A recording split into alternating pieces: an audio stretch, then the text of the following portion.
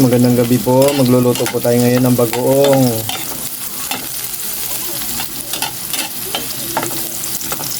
Yan guys. Luto tayo ng bagoong. Ito po yung sahog niya. Yan guys. Sarap. Sahog po niya yan. Yan na guys yung bagoong. Halo natin para maluto siya. Yan po. Sarap niyan.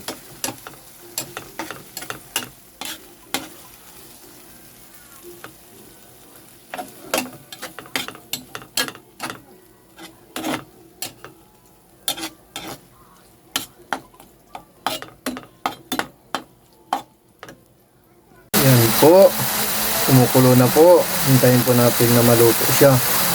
Ngayon, pag medyo okay na po siya guys, para hindi maalat, lalagyan po natin siya ng asukal. Yan po guys, lagyan natin asukal. Wala tayong brown, kaya puti ang ilalagay po natin. Yan po. Gandahanin lang natin po guys. Di baling medyo maalat-alat, wag lang sumamis guys na parang akala mo ay banana cue. Yan guys, medyo pulang-pula na po siya guys. Yung tawag sa amin guys yung bagoong guys, ginamos. Sa probinsya namin guys sa Iloilo. Ngayon dito sa Manila ay bagoong. Alam, ito po ay masarap po ito sa tag-ulan. Pag wala kang ulam, pwede po siyang kain-kainin paunti-unti. Yan po.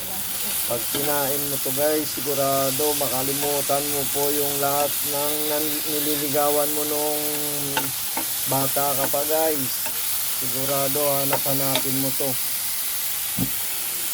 Yan po. Yan po, sarap niyan. Yan po.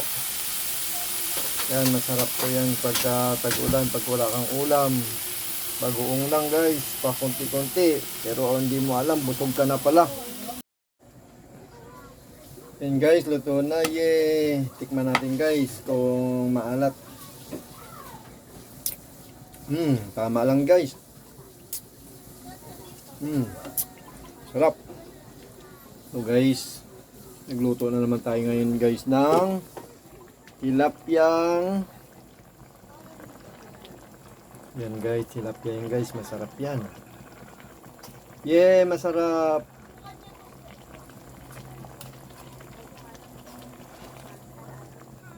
Guys, sarsyadong tilapia. Paborito ng lahat.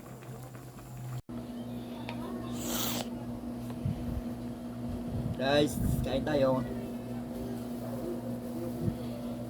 Ito yung bagoong oh. Sarsyadong tilapia.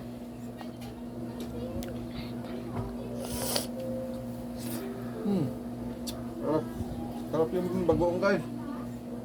Hindi siya maalat.